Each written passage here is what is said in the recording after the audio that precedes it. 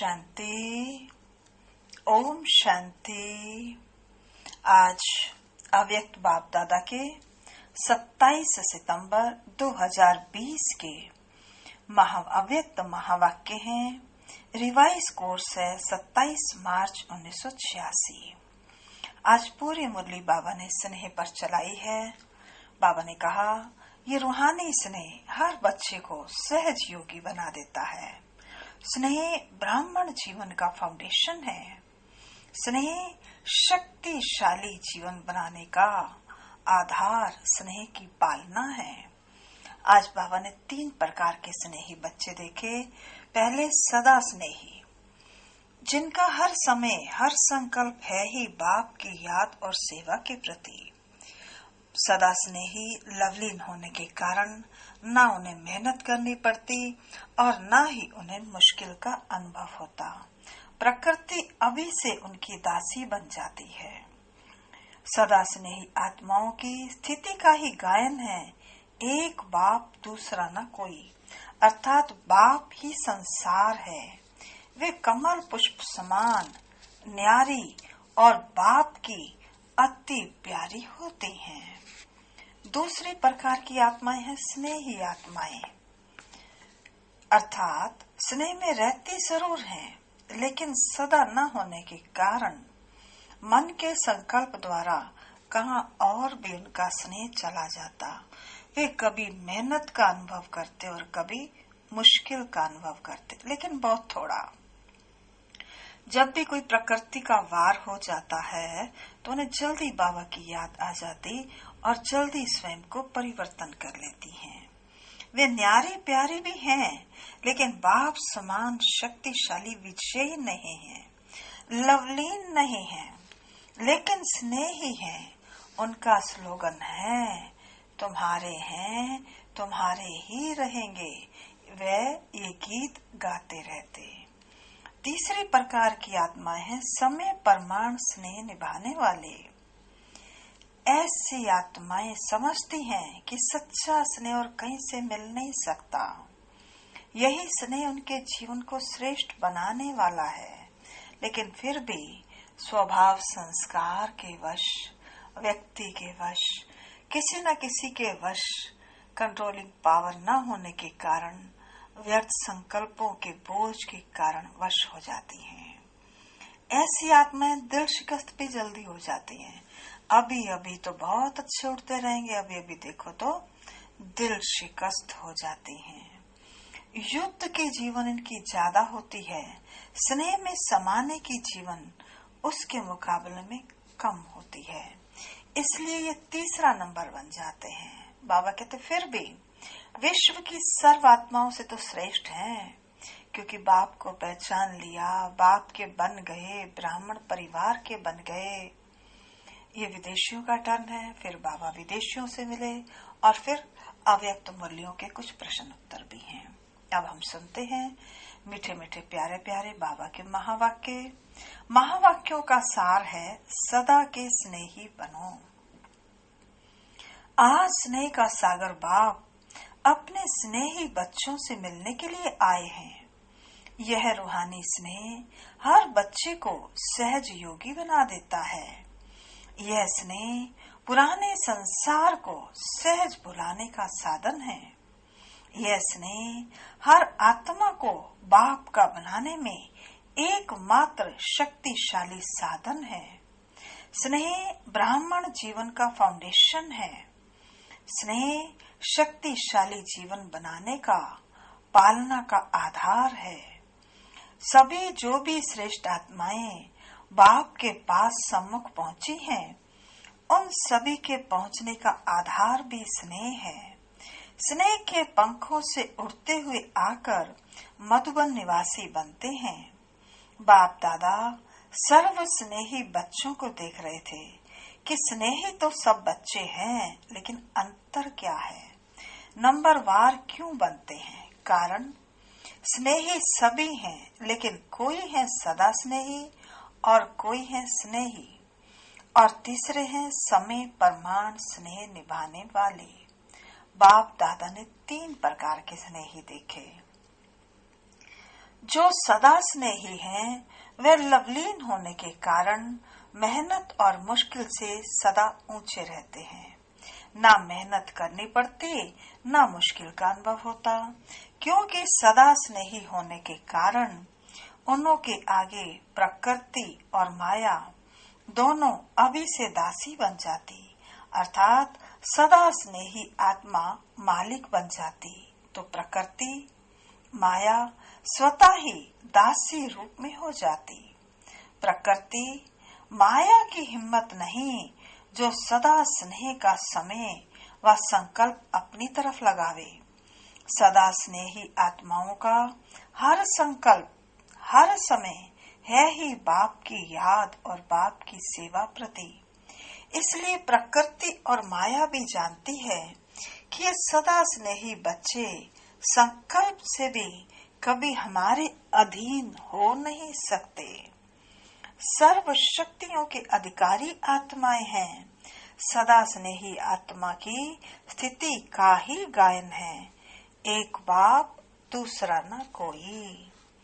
दूसरा नंबर, स्नेही आत्माएं स्नेह में रहती जरूर हैं, लेकिन सदा न होने के कारण कभी कभी मन के संकल्प द्वारा भी कहां और तरफ स्नेह जाता। बहुत थोड़ा बीच बीच में स्वयं को परिवर्तन करने के कारण कभी मेहनत का और कभी मुश्किल का अनुभव करते, लेकिन बहुत थोड़ा।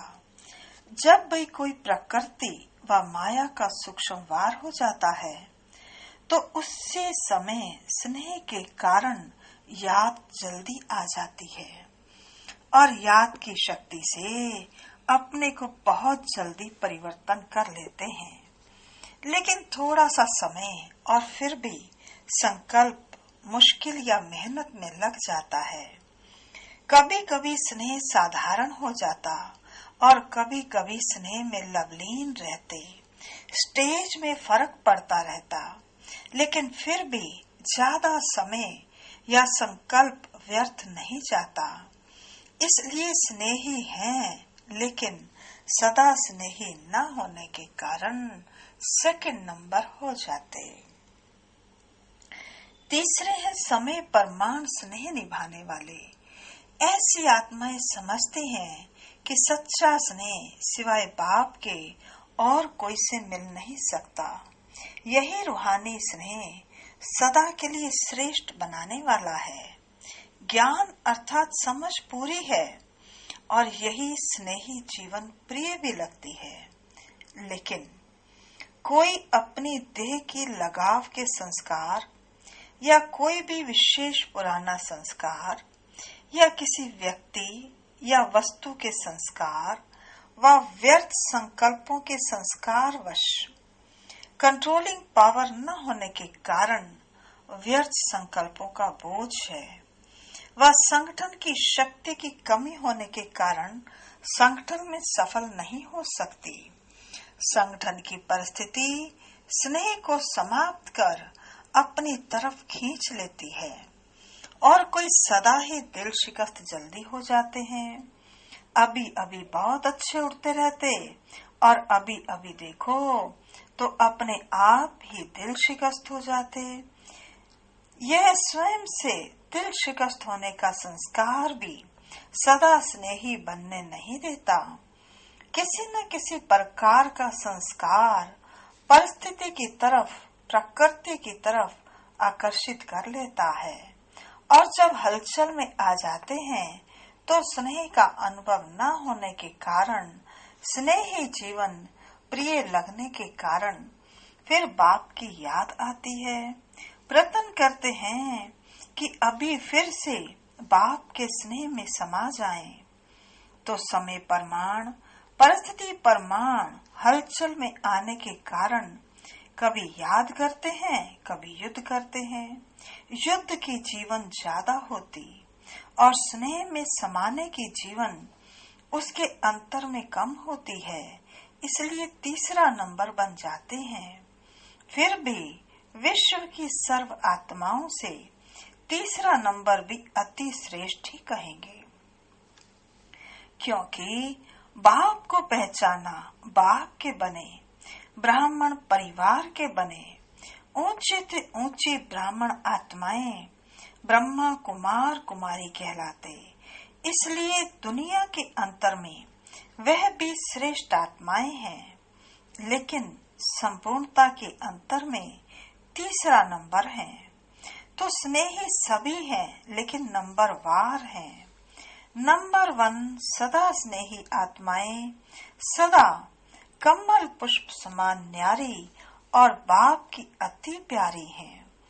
स्नेही आत्माएं न्यारी हैं, प्यारी भी हैं, लेकिन बाप समान शक्तिशाली विजयी नहीं हैं, लवलीन नहीं हैं, लेकिन स्नेही हैं।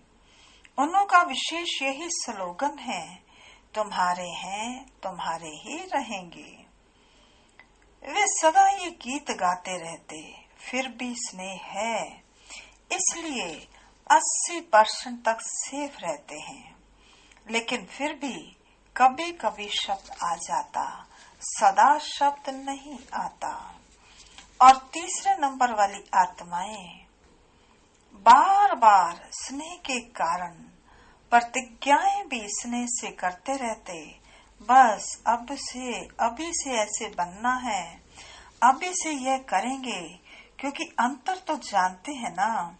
प्रतिज्ञा भी करते, पुरुषार्थ भी करते, लेकिन कोई न कोई विशेष पुराना संस्कार लगन में मग्न नहीं रहने देता। विघ्न मग्न अवस्था से नीचे ले आते, इसलिए सदा शब्द नहीं आ सकता। लेकिन कभी कैसे होने के कारण कोई न कोई विशेष कमजोरी रह जाती है। ऐसी आत्माएं बाप दादा के आगे रूह रिहान भी बहुत मीठी करती हैं, हुज्जत बहुत दिखाते, कहते हैं डायरेक्शन तो आपके हैं, लेकिन हमारी तरफ से करो भी आप और पावे हम। हुज्जत से स्नेह से कहते, जब आपने अपना बनाया है तो आप ही जानो। बाप कहते हैं बाप तो जाने, लेकिन बच्चे माने तो सही ना। लेकिन बच्चे हुज्जत से यही कहते कि हम माने ना माने, आपको मानना ही पड़ेगा। तो बाप को फिर भी बच्चों पर रहम आता है कि है तो ब्राह्मण बच्चे, इसलिए स्वयं भी निमित्त बनी हुई आत्माओं द्वारा विशेष शक्ति देते हैं। लेकिन कोई शक्ति लेकर बदल भी जाते और कोई शक्ति मिलते भी अपने संस्कारों में मस्त होने के कारण शक्ति को धारण नहीं कर सकते। जैसे कोई ताकत की चीज खिलाओ और वह खावे ही नहीं तो क्या करेंगे। बाप विशेष शक्ति भी देते हैं और कोई धीरे धीरे शक्तिशाली बनते बनते तीसरे नंबर से दूसरे नंबर में भी आ जाते हैं। लेकिन कोई बहुत अलबेले होने के कारण जितना लेना चाहिए उतना नहीं ले सकते। तीनों प्रकार के स्नेही बच्चे हैं। टाइटल सभी का स्नेही बच्चे हैं, लेकिन नंबर वार हैं। आज जर्मनी वालों का टर्न है। सारा ही ग्रुप नंबर 1 है ना। नंबर 1 समीप रतन है, क्योंकि जो समान होते हैं वो ही समीप रहते हैं। शरीर से भले कितना भी दूर हो, लेकिन दिल से इतने नजदीक हैं जो रहते ही दिल में हैं। स्वयं बाप के दिल तख्त पर रहते हैं। उन्हों के दिल में स्वतः ही बाप के सिवाय और कोई नहीं, क्योंकि ब्राह्मण जीवन में बाप ने दिल का ही सौदा किया है। दिल ली और दिल दी, दिल का सौदा किया है ना। दिल से बाप के साथ रहती हो। शरीर से तो कोई कहाँ और कोई कहाँ रहते। सभी को यहाँ रखे तो क्या बैठ करेंगे। सेवा के लिए तो मधुबन में साथ रहने वालों को भी बाहर भेजना पड़ा, नहीं तो विश्व की सेवा कैसे होती। बाप से भी प्यार है तो सेवा से भी प्यार है, इसलिए ड्रामानुसार भिन्न भिन्न स्थानों पर पहुंच गए हो और वहां की सेवा के निमित्त बन गए हो। तो यह भी ड्रामा में पार्ट नूंदा हुआ है। अपने हम जीन्स की सेवा के निमित्त बन गए। जर्मनी वाले सदा खुश रहने वाले हैं ना। जब बाप से सदा का वर्षा इतना सहज मिल रहा है, तो सदा को छोड़ थोड़ा सा भी कभी कभी का क्यों लेवे। दाता दे रहा है तो लेने वाले कम क्यों लेवे। इसलिए सदा खुशी के झूले में झूलते रहो। सदा माया जीत, प्रकृति जीत, विजयी बन, विजय का नगाड़ा विश्व के आगे जोर शोर से बजाओ।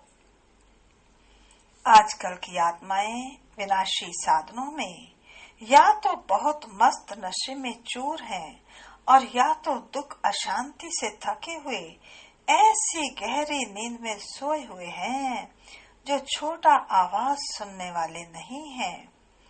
नशे में जो चूर होता है उनको हिलाना पड़ता है, गहरी नींद वालों को भी हिलाकर उठाना पड़ता है। तो हैमबर्ग वाले क्या कर रहे हैं? अच्छा ही शक्तिशाली ग्रुप है।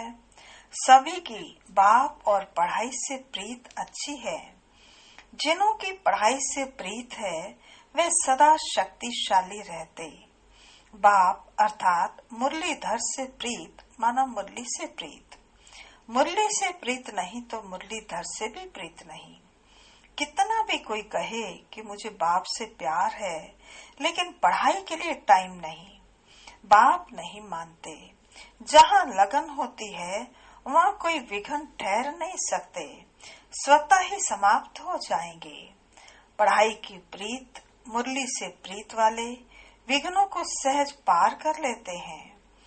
उड़ती कला द्वारा स्वयं ऊंचे हो जाते, विघ्न नीचे रह जाते हैं।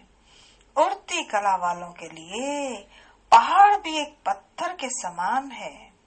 पढ़ाई से प्रीत रखने वालों के लिए बहाना कोई नहीं होता। प्रीत मुश्किल को सहज कर देती है। एक मुरली से प्यार, पढ़ाई से प्यार और परिवार का प्यार किला बन जाता है और किले में रहने वाले सेफ हो जाते हैं। इस ग्रुप को ये दोनों विशेषताएं आगे बढ़ा रही हैं।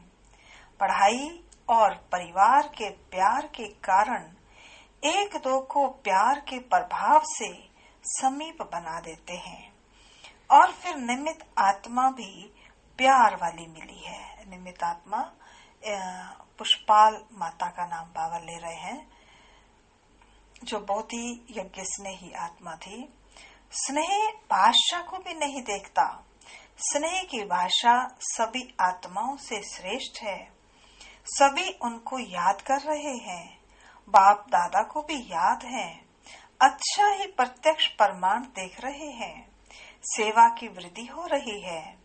जितना वृद्धि करते रहेंगे उतना महान पुण्य आत्मा बनने का फल, सर्व की आशीर्वाद प्राप्त होती रहेगी। पुण्य आत्मा ही पूज्य आत्मा बनती है। अभी पुण्य आत्मा नहीं तो भविष्य में भी पूज्य आत्मा नहीं बन सकते। पुण्य आत्मा बनना भी जरूरी है। अच्छा,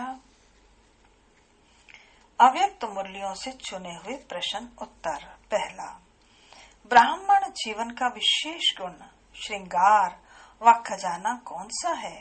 उत्तर, संतुष्टता। जैसे कोई प्रिय वस्तु होती है तो प्रिय वस्तु को कभी छोड़ते नहीं हैं। संतुष्टता विशेषता है।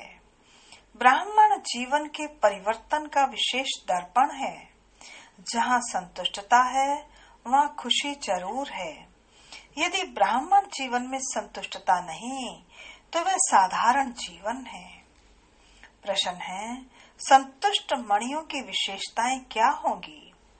उत्तर, संतुष्ट मणियां कभी किसी भी कारण से, स्वयं से, अन्य आत्माओं से, अपने संस्कारों से, वायुमंडल के प्रभाव से असंतुष्ट नहीं हो सकती।